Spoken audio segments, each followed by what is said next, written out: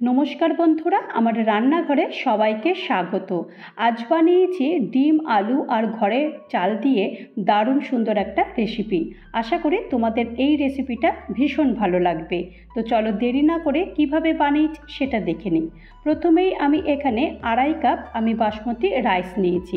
এই চালটা বেশ ভালো করে ধুয়ে নিতে হবে। এটাকে মোটামুটি 2 থেকে 3 বার বেশ ভালো করে ধুয়ে একদম পরিষ্কার করে নিয়ে নিয়েছি। চালটা ধুয়ে আমি এরকম রেখে দেব। তো চলো আমি বাকি রান্নাটা করব সেটা দেখে নিই কীভাবে করছি। প্রথমেই গ্যাস অন করে দিয়েছি আর এখানে গ্যাসে কড়াই বসিয়ে দিয়েছি আর 2 চামচ মতো আমি তেল গরম করতে দিয়ে দিয়েছি। তেল গরম হয়ে গেছে আর এখানে আমি 2টো মিডিয়াম সাইজের আলু নিয়েছি, বেশ ডুমো ডুমো করে কেটে নিয়েছি বা 2 ফালা করে নিয়েছি। আর এখানে পরিমাণ মতো নুন হলুদ দিয়ে ভেজে নিচ্ছি। আলুটা বেশি ভাজবো না, লাল লাল করে ভাজবো না, মোটামুটি হালকা হালকা করে একটু ভেজে নিয়েছি। আলু ভাজা হয়ে গেছে, আলুগুলো সব তুলে নিচ্ছি। ওই তেলেতেই আমি ডিম ভেজে নিচ্ছি। আগে থেকেই আমি ডিমগুলো সেদ্ধ করে রেখে দিয়েছিলাম আর নুন হলুদ মাখিয়ে রেখেছি। এখানে আমি 4টে ডিম নিয়েছি। 4টে ডিম এরকম হালকা হালকা করে ভেজে নিয়েছি, ডিমগুলো তুলে নিচ্ছি। আলু ডিম সবই আমার মোটামুটি ভাজা হয়ে গেছে। এরপর যাব পরের উপকরণে। এখানে আমি গোটা গরম মশলা দিয়েছি আর একটা তেজপাতা ফোড়ন দিয়েছি। আর এখানে 4টে রসুন আমি থেতো করে নিয়েছি। রসুনটা একটু হালকা এরকম ভেজে নেব, কারণ রসুনের মধ্যে একটু গন্ধ থাকে। আর এখানে একটা মিডিয়াম সাইজের পেঁয়াজ এরকম স্লাইস করে কেটে নিয়েছি, পেঁয়াজটাও দিয়ে দিয়েছি। পেঁয়াজ দিয়ে দেওয়ার পর এরকম হালকা করে একটু ভেজে নিচ্ছি। পেঁয়াজ ভাজা হয়ে গেছে আর এখানে আমি 1/2 চামচ আদা বাটা দিয়েছি। আদা বাটা দিয়ে দেওয়ার পরও আদাটা একটু কাঁচা গন্ধ থাকে, সেই কারণে আদাটাও বেশ ভালো করে একটু মিশিয়ে দিচ্ছি। আদাটা মেশানো হয়ে গেছে, পরিমাণ মতো আমি এখানে নুন দিয়ে দিয়েছি আর 1 চামচ হলুদ গুঁড়ো দিয়ে দিয়েছি। নুন হলুদ দিয়ে ভালো করে আরেকবার পেঁয়াজের সঙ্গে একটু মশলাটা ভেজে নেব। এখন আমি বাকি উপকরণ দেবো। এখানে 1 চামচ আমি জিরের গুঁড়ো দিয়েছি, 1 চামচ কাশ্মীরি লাল লঙ্কার গুঁড়ো দিয়েছি আর সামান্য একটু জল দিয়েছি। যেহেতু গুঁড়ো মশলা সেহেতু একটু জল দিলে মশলাটা বেশ ভালো করে কষানো যায়। আর দেখো, মশলাটা যতক্ষণ পর্যন্ত না তেলটা বেশ কড়াই থেকে ছেড়ে যায় ততক্ষণ পর্যন্ত মশলাটা কষিয়ে গেছি। আর এখানে আমি একটা বেশ বড় সাইজের টমেটো নিয়েছি। টমেটোটাকে একটু বেশ একদম কুচি কুচি করে কেটে নিয়েছি। টমেটো দিয়ে দিয়েছি। টমেটো দিয়ে দেওয়ার পর ভালো করে আরেকবার মশলাটা কষাবো যতক্ষণ পর্যন্ত না টমেটো একদম নরম হয়ে যায়।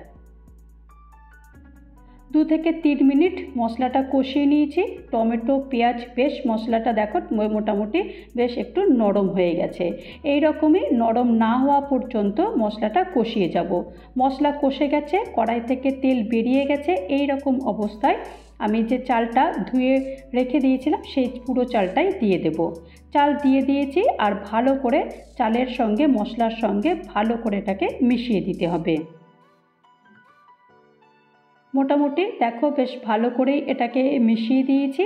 আর এই রান্নাটা কিন্তু খুব তাড়াতাড়ি হয়ে যায়। যখন আমাদের রান্না করতে ইচ্ছে হবে না তখন কিন্তু এই ধরনের রান্না আমরা অনায়াসেই করে নিতে পারি। আর এখন ভেজে রাখা আলুটা দিয়ে দিয়েছি। আলু দিয়ে দেওয়ার পর আলুর সঙ্গে ভালো করে এটাকে মিশিয়ে দিচ্ছি। ব্যাস এরকম মিশিয়ে দিয়ে দিয়েছি। এই ফাঁকে আরেকটা কাজ করতে হবে, সেটা হলো জলের পরিমাণ। জলের পরিমাণটা ঠিক মতো না হলে একদম ঝরঝরে কিন্তু রাইসটা হবে না। এই বাটির আমি যেহেতু নিয়েছি চাল, সেহেতু এই বাটিরই মাপ করে আমি জল নিয়েছি। প্রথমে তোমরা দেখে থাকবে যে এখানে আমি 2.5 কাপ চাল নিয়েছি, সেই কারণে এর ডবল জল নিয়েছি, অর্থাৎ 5 কাপ বা 5 বাটি জল নিয়েছি। আর এই জলটা কিন্তু অবশ্যই গরম জল নিয়েছি।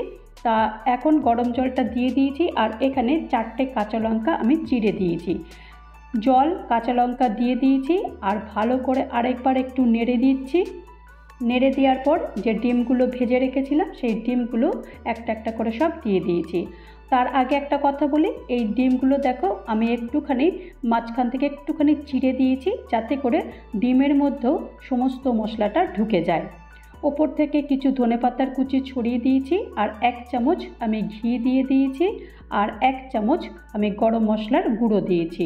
ব্যাস সব কিছু দিয়ে দিয়েছি। এবার ভালো করে বেশ মশলার সঙ্গে সমস্ত কিছু ভালো করে একদম মিশিয়ে দিতে হবে। সব পুরোটাই মিশিয়ে টিশিয়ে দিয়ে দিয়েছি। ব্যাস আর কিচ্ছু না, কত তাড়াতাড়ি দেখো রান্নাটা হয়ে যাবে। আর একটু ঝালের জন্য আমি 3টে গোটা কাঁচা লঙ্কা দিয়ে ঢাকনা বন্ধ করে দিয়েছি, যতক্ষণ পর্যন্ত না চালটা সেদ্ধ হয়। চালটা ততক্ষণ সেদ্ধ হচ্ছে, ততক্ষণ চলো একটা কাজ করে নিই। কারণ শুধু এই রাইসটা খেলে তো ভালো লাগবে না, সাথে একটু রায়তা হলে বেশ ভালোই লাগে।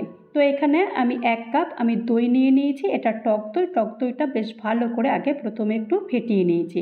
এখন পরিমাণ মতো আমি নুন দিয়ে দিয়েছি আর 1 চামচ চিনি দিয়েছি একটু স্বাদের জন্য। চিনিটা তোমরা না দিলেও পারো, কিন্তু চিনিটা দিলে একটু দইয়ের ব্যালেন্সটাও যে টক থাকে সেই ব্যালেন্সটাও বেশ ভালো থাকে। বেশ ভালো করে এটাকে ফেটিয়ে নিয়েছি। দেখো একদম ফেনা হয়ে গেছে। তো এইরকমভাবে ফেটিয়ে নেওয়ার পর আমি এখানে একটা শসা নিয়েছি। শসাটা এরকমভাবে একটু গ্রেট করে নিয়েছি। রায়তার সঙ্গে শসা কিন্তু ভীষণ ভালো লাগে। গ্রেট করে নিয়েছি, আরেকবার ভালো করে হালকা হালকা করে এটাকে মিশিয়ে দিয়েছি। ব্যাস আর কি করতে হবে, আর কিছুই না। চলো এবার একটা সুন্দর একটা বোল নিয়ে নিয়েছি, বোলের মধ্যে এটাকে ঢেলে দিচ্ছি। ঢেলে নেওয়ার পরে এইবার আরও কিছু কিছু একটু উপকরণ দিলে রায়তাটার টেস্ট আরও ভালো হবে। ওপর থেকে আমি একটু ভাজা জিরের গুঁড়ো দিয়ে দিয়েছি আর একটু রঙের জন্য আমি কাশ্মীরি লাল লঙ্কার গুঁড়ো দিয়েছি। এটা শুধুমাত্র একটু দেখতে সুন্দর লাগবে সেই কারণে। আর ওপর থেকে একটু ধনেপাতার কুচি ছড়িয়ে দিয়েছি। ব্যাস রায়তাও রেডি হয়ে গেছে। আর এই ফাঁকে চলো দেখে নিই যে আমার রাইসটা কতটা হয়েছে। দেখো রাইসটাও মোটামুটি পুরো হয়ে গেছে, একদম দেখো পুরো ঝরঝরে মতো হয়ে গেছে। তোমরাও যদি চাও তো তাহলেও কিন্তু আমার মতো এইরকম রাইস বানাতে পারো, যদি আমার মতনই এইরকম পরিমাণগুলো একদম ঠিক থাকে। তো চলো ঢাকনা বন্ধ করে দিয়েছি 5 মিনিটের জন্য। তো চলো ঢাকনা খুলে দিয়েছি আর দেখো দেখতে কতটা সুন্দর হয়েছে আর কতটা তাড়াতাড়ি হয়ে গেল।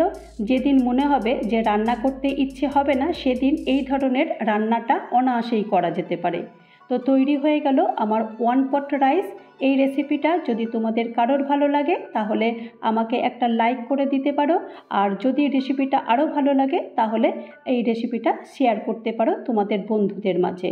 তো ভালো থেকো, সুস্থ থেকো, নমস্কার।